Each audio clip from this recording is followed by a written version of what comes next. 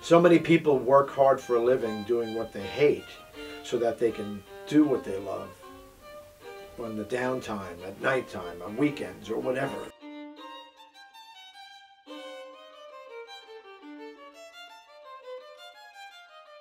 Music is in your blood, so no matter what you do, you're gonna always want to do that.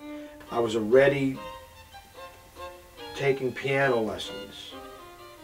At 9, I think I started taking piano lessons. But, you know, then I decided, oh yeah, but the guitar is much cooler, you know.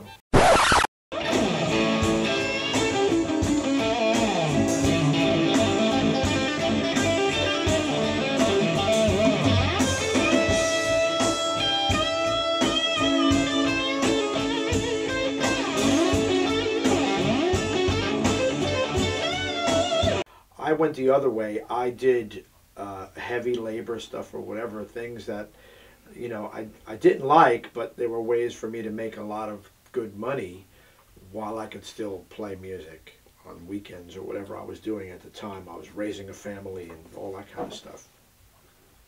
But to get to walk out on stage and play music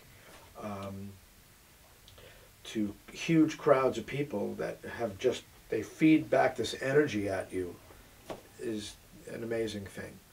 So whatever it takes to be able to continue to do that, anyone should be willing to go through, you know. So my dad always encouraged me to play music. Of course, you know, he had common sense and he knew I had to make a living as well, but he never, like, he gave me every possible chance to work out my music thing, you know, growing up, because he understood. He worked in a factory for 25 years and got laid off from a job, you know,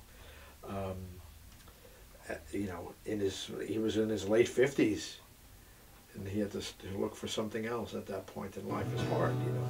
So, I am a Brooklyn boy, and I grew up like everybody else out on the street playing stick ball and all that kind of stuff and whatever.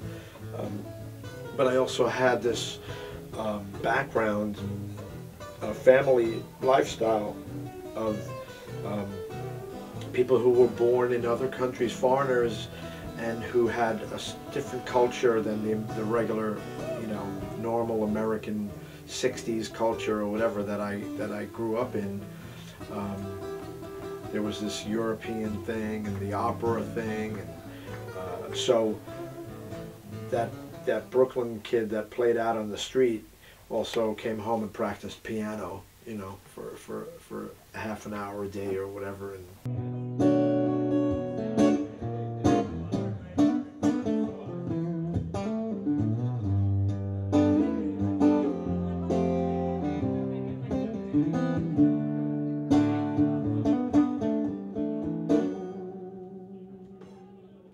a friend of mine named Binky Phillips, he posted something on Facebook the other morning. When did you first realize, you know, what you wanted to do with your life or whatever, you know?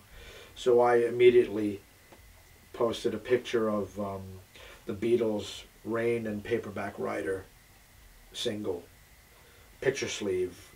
I remember getting that 45 and coming home and playing it on my little plastic, you know, battery-operated phonograph, and staring at that picture sleeve, you know, and just thinking that's what I want to do, you know. Rain Paperback Writer was 1966, I believe, 10 years old. I would say the major part of my career started in 1995, so we're talking about almost 20 years now of you know, performing with major artists and backing up major artists and touring with major artists. And I just been, you know, I did my own album recently, so getting to do what you love for a living is got to be the perfection of life, as far as I'm concerned. Do you want to see me crawl across the floor?